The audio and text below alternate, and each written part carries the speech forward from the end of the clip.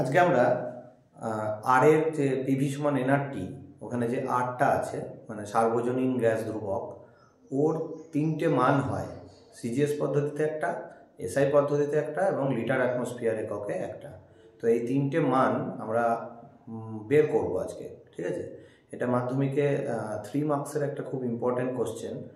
যে কোনো পদ্ধতিতে ওরা আর এর মানটা বের করতে দিতে পারে, ঠিক আছে।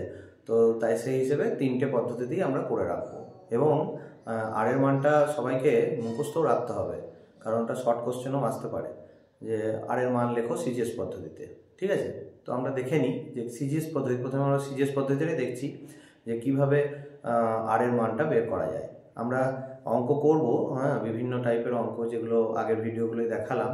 আরও কয়েকটা ভ্যারাইটি অঙ্ক করতে হবে, তো আমরা পরবর্তী ভিডিওতে করব।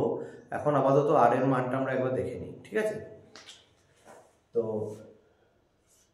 সিজিএস এই পদ্ধতিতে আমরা আর এর মানটা নির্ণয় করব।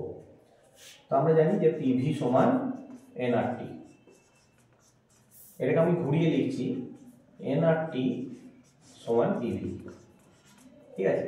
তো আমরা যেহেতু আর এর মান বের করবো, তাই আর সমান পিভি বাই এনটি এই হিসেবে লিখে নিলাম, ঠিক আছে।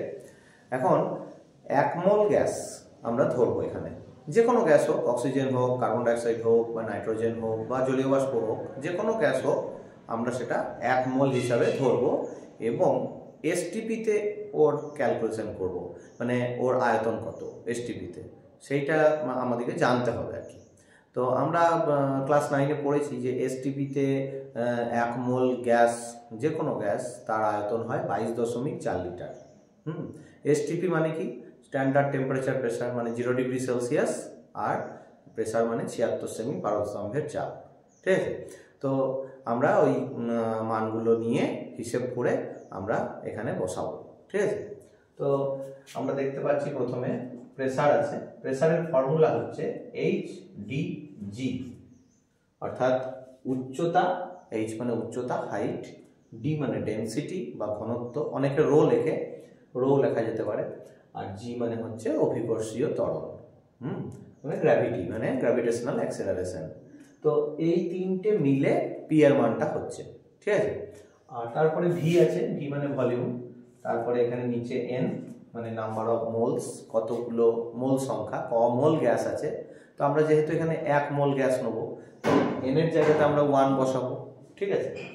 এরপর হচ্ছে টি, টি হচ্ছে আমাদের 0 ডিগ্রি সেলসিয়াস, স্ট্যান্ডার্ড টেম্পারেচার আর প্রেসার যেটা 0 ডিগ্রি সেলসিয়াস। তো সেই হিসেবে এখানে আমরা সেলসিয়াসে তো নিতে পাবো না, আমাদেরকে কেলভিন এককে নিতে হবে, সেই জন্য আমরা 273 বসাবো, ঠিক আছে। তো আমি এখানে মানগুলো বসিয়ে দেখাচ্ছি। এইচ এর জায়গায় 76 বসলো, ডি এর জায়গায় বসছে 13.6, যেটা পারদের ঘনত্ব গ্রাম পার সিসি এককে, এবং জি এর জায়গায় বসছে 981, আর ভি মানে আয়তনটা হয়ে যাবে 22,400 সিসি। কেন না 22.4 লিটার হয় যে কোনো গ্যাসের আয়তন 1 মোল হলে এসটিপিতে, এবং 22.4 লিটার সেটাকে আমি যদি সিসিতে কনভার্ট করি, তাহলে সেটা 1000 দিয়ে গুণ করতে হয়, তার মানে 22,400 সিসি হয়ে যাবে সেক্ষেত্রে, ঠিক আছে। তো লিটার মানে হচ্ছে ঘন ডেসিমিটার, আর আমরা সিসি মানে হচ্ছে ঘন সেন্টিমিটার। তো ঘন ডেসিমিটার থেকে ঘন সেন্টিমিটারে যেতে গেলে 1000 দিয়ে গুণ করতে হয়, তাহলে এখানে লিটার থেকে আমি যদি সিসিতে যাই তাহলে 1000 দিয়ে গুণ হবে, ঠিক আছে। তো 22.4কে যদি 1000 দিয়ে গুণ করা হয় তাহলে সেটা 22,400 সিসি হয়, 22,400 সিসি। আমি এটা বসিয়ে দিলাম 22,400, ঠিক আছে। এন এর জায়গায় বসালাম 1, আর টি এর জায়গায় 0 ডিগ্রি সেলসিয়াস, যেটা আমরা কখনোই লিখতে পাবো না, আমরা কেলভিন এককে 273 কেলভিন লিখে দিলাম, ঠিক আছে।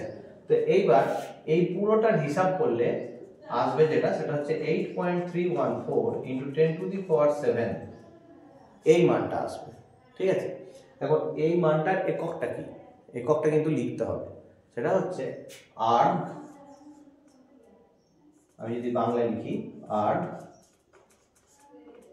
মোল টু দি পাওয়ার -1 আর কেলভিন টু দি পাওয়ার -1, কারণ মোল আর কেলভিনটা নিচে আছে তাই -1 এলো, আর এই পুরোটা যেটা উপরে ছিল এটা প্রেসার ইনটু ভলিউম, যেটা মানে চাপ ইনটু আয়তন, এইটা কিন্তু কার্যের একক হবে, ঠিক আছে, আর্ক আসবে। তো এটা আমরা যদি ডাইমেনশন দেখি, মাত্রা দেখি, তাহলে কিন্তু এই কার্যের এককটা বুঝতে পারবো। যাই হোক, আপাতত এটা মুখস্থ রাখতে হবে, আর্ক পার মোল পার কেলভিন। এটা হলো একটা কমপ্লিট অ্যান্সার। ঠিক আছে।